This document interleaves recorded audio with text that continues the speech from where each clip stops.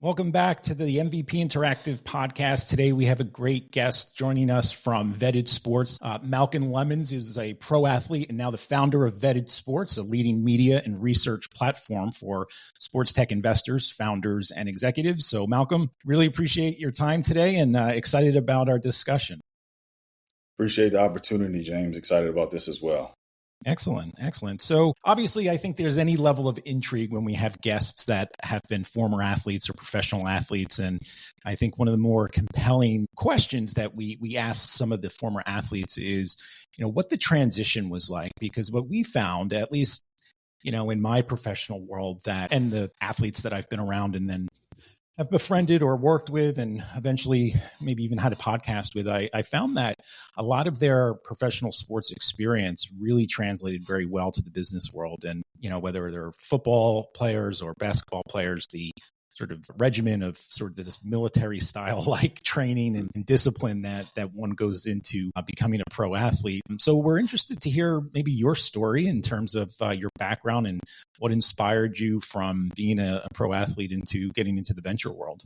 Yeah, absolutely. I guess to start, man, I was born and raised in Washington, D.C. Basketball there is like a whole culture within itself. It's a hotbed of talent. A lot of NBA players come out of that area. So from a young age, I had this passion and drive to want to, excel and play basketball at a very high level. And I was very fortunate to, play Division I and then had an opportunity to play overseas in Japan for a number of years. And when I started to think about, making that transition, I had really taken that time off of the court while I was still playing to explore different things, try to figure out what my passions were, where my interests lie, and where I could really see myself in the next, 50 years or so as far as my career. And I think every athlete will tell you like there is some sense of uncertainty and fear, and your identity is so tied up in being an athlete. So when you think about making this transition, it's very daunting. And whether you prepare before you stop, I think there is some sort of struggle that every athlete faces in that transition.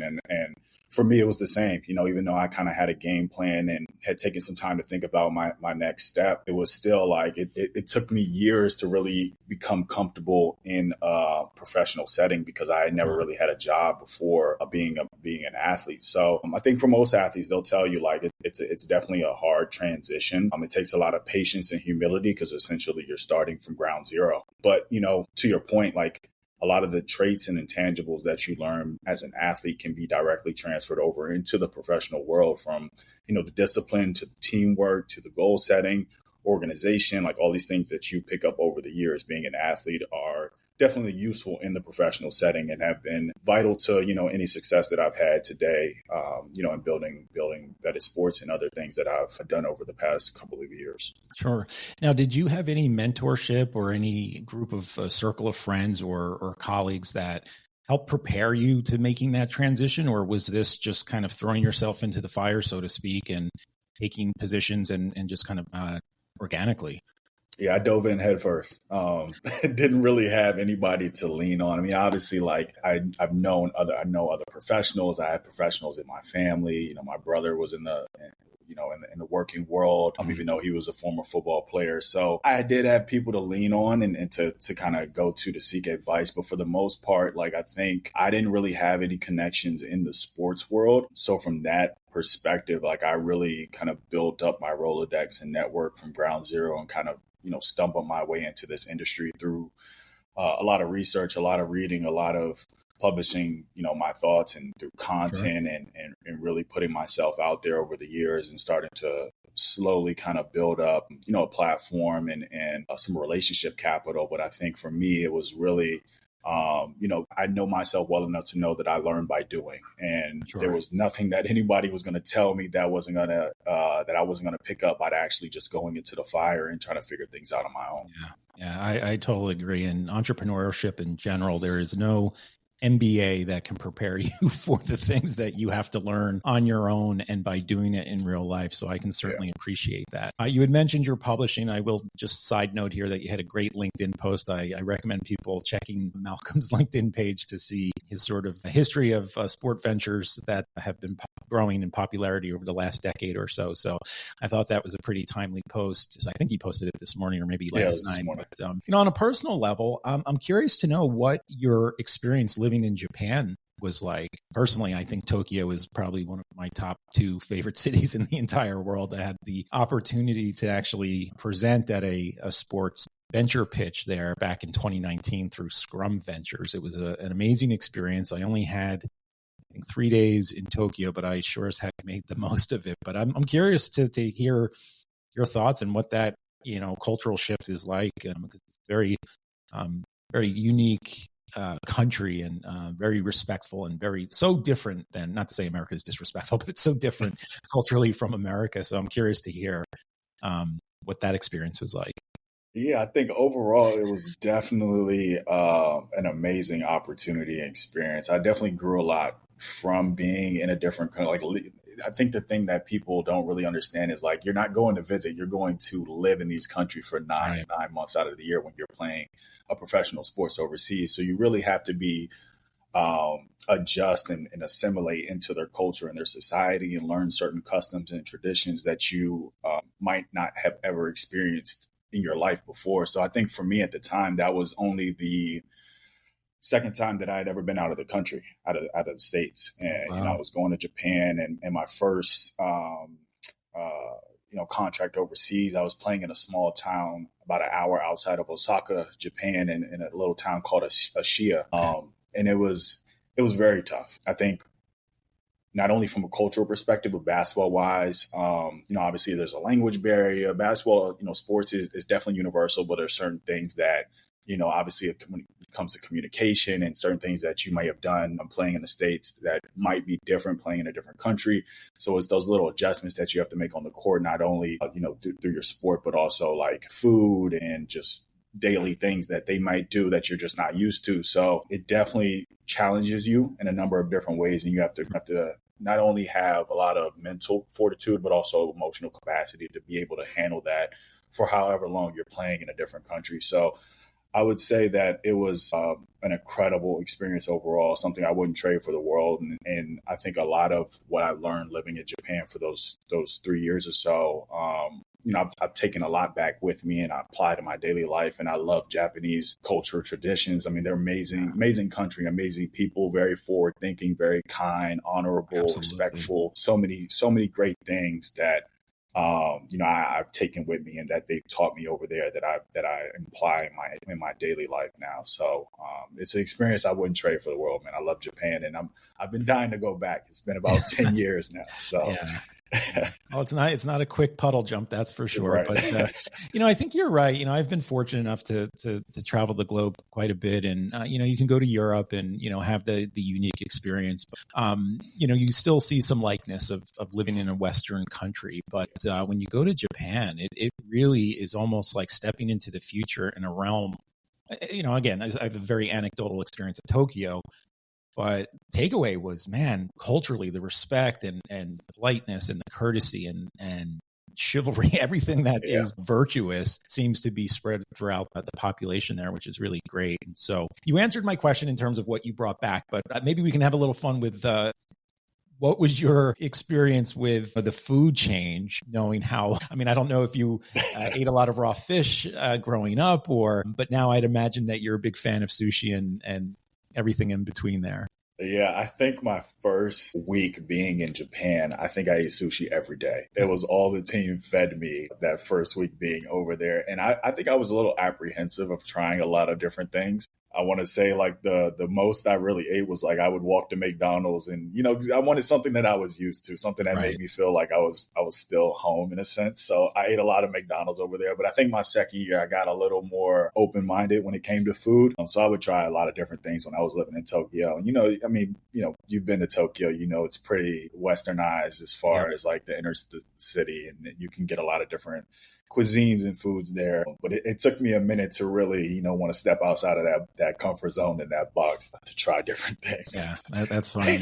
I the first day I went, because I know I had limited time. So, I literally got off the plane, dumped my bags, and then went to see the cherry blossoms. When I was eating octopus balls, like right off the bat, I was fully immersed. I'm like, I'm going for it. And the colleague I was with, by the second day, he was like, I'm going to KFC. I can't do this anymore. Yeah. But so that's cool. So let's get into vetted sports a little bit here. So obviously vetted sports is all about connecting sports tech investors and founders and executives. And so what inspired you to get into venture, and, what makes Vetted Sports more unique to maybe some of the other ventures, even the ones that you had posted on LinkedIn today?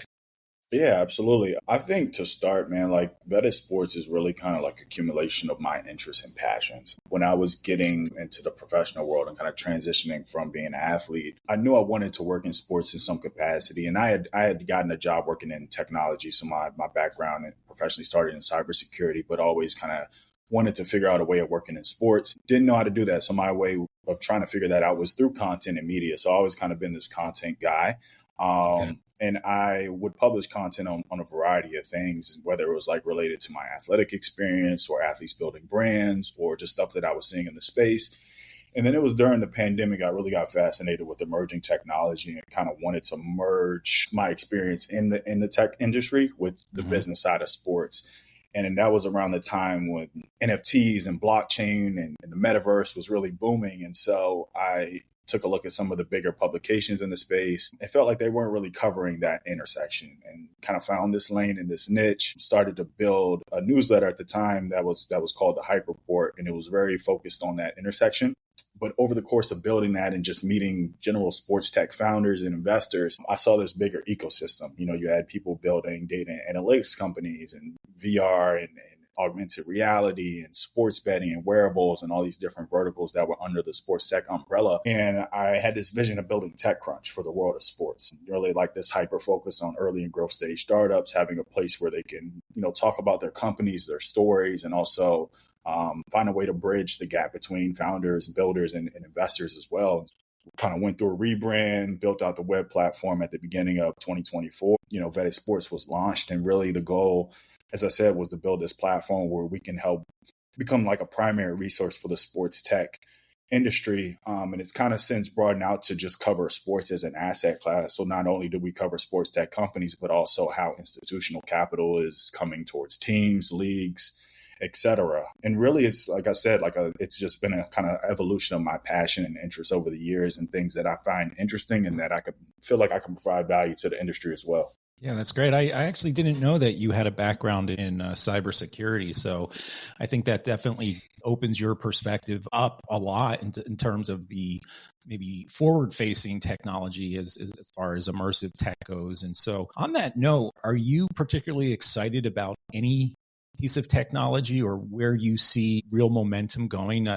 You mentioned the NFTs and the metaverse and the god-awful COVID era of all of our lives. I mean, As a company that's been in business over 10 years, a technology company and a marketing company, right? We've seen so many hype cycles come and go, and see a very short lifespan of what's hot and what's trending, and what marketers are looking for. Curious to hear your thoughts as to what excites you, or what you've got the pulse ear to the ground, so to speak, and what excites you both personally and maybe even professionally when it comes to the sports tech space. Yeah, I mean, I got to give a shout out to you guys, what you guys are doing in terms of the fan experience and just recreating innovative ways to engage consumers and build new experience for fans. I think that's the name of the game. Like, owners want to bring fans out. They want to create unique experiences where, they could, have these memories and really connect with the teams and organizations. And I think you guys are doing a great job of that. So anything fan engagement, fan experience related, I'm super interested in. A couple of the companies come to mind, like what Cosm is doing, I think is cool. Status Pro, anything in terms of how we're really reshaping how fans engage with teams and leagues and players, I think is really cool. The athlete in me is really focused on athletic sustainability. So like anything wearable related, I think is really cool, and helping players play longer and recover faster. I think there's a lot of cool companies doing some stuff around that. And then obviously like AI has been the buzzword of the year, but sure. I think there's real application and use case when you talk about personalization and building, going back to like unique experience for each consumer and each fan. I think there's a lot to be said there, and a lot of innovation happening around that area. And then I've been big on smart stadiums. Like, I think what Steve Ballmer has done with the Intuit Dome, I think that's the future of teams, and how they're trying to create these like really cool arenas and mixed use venues for fans as well. So there's obviously a lot happening around sports in different verticals, but I think those are probably the areas where I'm spending the most time at the moment. Yeah, very cool. And I agree. I haven't been into it yet, but LA is obviously having a movement right now or a moment in terms of the global stage with all of the events, whether it's the Olympics coming up or the World Cup. And so, I've been to SoFi a few times, and that is an architectural marvel in and of itself. So I do agree with you in terms of the smart stadiums. And, I really like back when we started in 2012 and we were pitching fan experience technology at that time, most venues didn't even have Wi-Fi connections, right? And they were just setting those up. So we were ahead of the market, and, fan experience just meant, what's on the Jumbotron at that point. And so it's been a nice evolution to see ownership and leagues really change the culture of consuming sports, right? And so, these venues aren't just, a playing field for 60 minutes. These are a full day lifestyle center that, has attractions like a Disney or a museum or innovative tech center. So it's been nice to see that some of the soapbox messaging back 12 years ago that hadn't really come into fruition. Here we are a decade later, where it's all moving into our expectation of what it means to attend a live event, especially in sports. Yeah, you guys can say I told you so.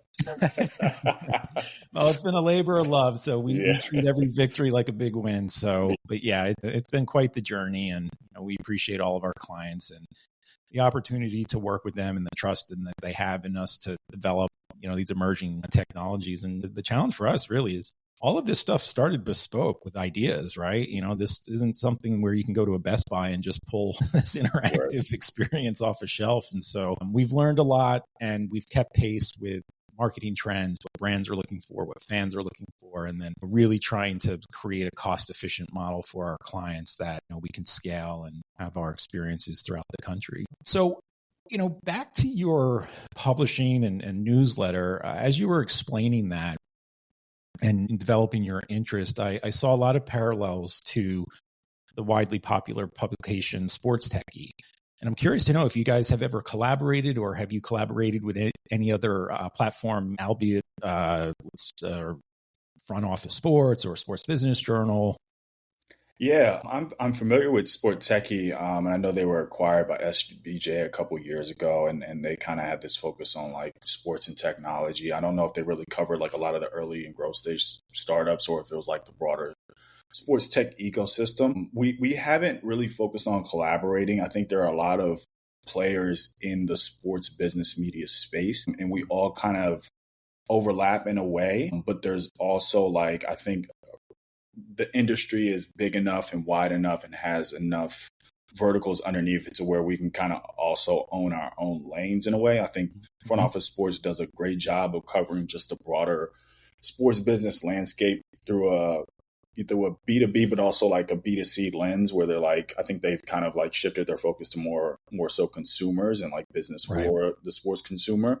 We're really like more of a B2B platform where we provide insights for people who are looking to deploy capital into the sports ecosystem, helping them understand some of the future trends and things that are happening behind the scenes, and really kind of niching down on that lane. So we don't cover some of the bigger sports news per se, or stuff that you might see SBJ or Front Office Sports covers. And there's a lot of like niche creators who are also doing a great job. I think Joe Pompliano is one who does a fantastic job storytelling around certain stories or around certain topics within sports. And we all kind of, play in these different lanes, but I've always said like there's enough space in this industry as it grows for everybody to win and to kind of, do their own thing and really cover their interests and what they're best at. So, I think there's opportunities to collaborate, in some way, shape, or form with other platforms, other creators. And as the space grows, I'm always looking for opportunities to do so with other people who have aligned interests. Yeah, you mentioned Joe. He's a great follow on Twitter, X, whatever you'd like to call it these days. But I could totally see that as a collaboration for sure, because he does a really good job of, leaning into the business side of sports. And, again, I think you're right in terms of having niches or lanes that each can focus on. And, I remember front office sports and even SBJ, as competitive or similar as they seem, they both had a different angle to it, right? Where SBJ at the time felt more like a trade publication for the internal industry, where front office was more of a, consumer level education, news publication, right? And so I think history has proven exactly your point in that once people settle into their lane and domain expertise, there's enough for everyone, and collaboration is a part of that. So I think you're spot on with that. And I think we all also not only like can have different angles, but also different long-term business models. Like I think SBJ is very focused on like the subscription model. I think front office is more like ad supported and working with big brands for programmatic advertising. So like everybody kind of, Joe Pomp wants to kind of leverage his community and scale to really build a platform where he can he wants to charge access for his publication on Substack. So we all kind of have these different models and long-term perspectives on how we're going to build a sustainable business as well, I think. Sure. So now that you have a few years under your belt here, what level of advice would you tell other athletes or even individuals that are looking to get into business or entrepreneurship? Any advice or tutelage you could provide to those folks? Yeah, I think the biggest thing, and I think this is also just advice for life, is like everything is about people and relationships. I think a lot of people, when they get into sports, they don't understand how much of like these partnerships and job opportunities are directly related to who you know and who you have a relationship with. So I think how you treat people, how you operate on a daily basis, the value that you're willing to provide, not in hopes of something being reciprocated, but also just because like you genuinely want to help somebody else, or you care about, service and providing something for someone else, I think is probably understated and super important when you're looking to work in this industry. So I always tell athletes, like going back to that transition piece, like it takes time to really figure out your long-term game plan. But if you can always put yourself in a place of service and look to provide value to people in exchange for no expectation, that'll take you a long way. Like when I was trying to get into sports, like one of the things that I did was I would go on LinkedIn and find people who I thought were doing interesting things or starting their own platforms or hosting events, and I would offer to volunteer for free or offer to set up introductions, whatever the case may be. And those relationships, those things that I did back then turned out to help me build relationships that I still have today. So I think just having the humility to put yourself out there and to help other people, in terms of like not expecting anything to be reciprocated, I think is probably the best piece of advice that I can give somebody who's looking to work in this industry. Yeah. And I think that's a perfect example of, and again, I'm not going to, talk down on any MBA programs here, but I think that's something as an entrepreneur that was a interesting lesson for me personally, in that, you start a business, you think about the success and the scaling and the revenues, and, you're so focused on product and build and build and build.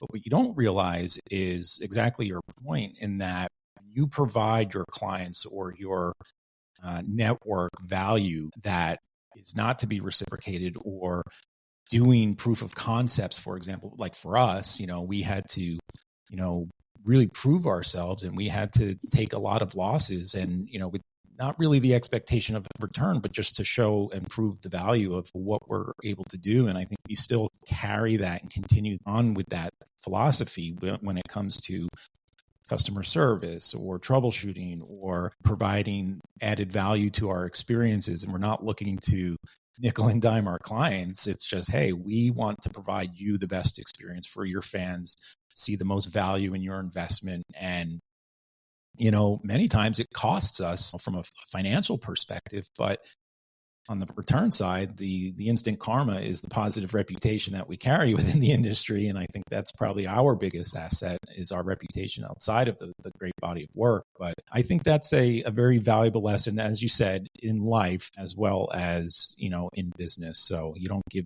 gifts just to get a gift. It's because of the active service of, the pleasure of providing that for someone. Right. 100%. Definitely. Well, cool. As we're wrapping up here, Malcolm, what say over the next 5 years when it comes to vetted sports and yourself personally, what does that look like to you and your growth? Yeah, I think going back to that initial vision of like building TechCrunch for the world of sports. I mean, when TechCrunch was started, they were just like a media publication, like a blog more or less. And they expanded and grew different products and services that provided value to the tech industry. I see vetted sports being able to do the same for not only sports tech, but also just the asset class of sports. So we want to service the founders. We want to service investors, executives in the space, and have different products and services that we bring, but also continue leveraging media as its flywheel and as a way of driving top of funnel awareness and attention, things of that nature. So it's really to become like the primary resource for people who are looking to invest and build in the asset class of sports. That's where I see the platform going within the next 5 years. Perfect. And I look forward to watching your growth and your journey. And if there's any way that I can help support that, please let us know. And so one of the things that we like to do for our listeners is to obviously give as much access as our guests would allow. Where could our listeners find you, either personally or your newsletter, if you want to drop any social media handles or what have you, whatever you're comfortable with? If you could share that would be great. Yeah, I mean, you called it, like LinkedIn is the place where I'm most active. So I'm pretty responsive on there. I try to post pretty consistently. So if anybody's interested in getting in contact, it's Malcolm Lemmons on LinkedIn is probably the best place. And then our newsletter is newsletter.vettedsports.com. So we have a weekly newsletter where we publish updates and insights around the sports tech and investing landscape. So if anybody's interested in checking that out, that's the URL. But appreciate this opportunity, James. This has been a lot of fun. Yeah, my pleasure. And so thank you again. And so until next time, everyone, thanks for joining the MVP Interactive podcast, and we'll see you soon. Happy holidays.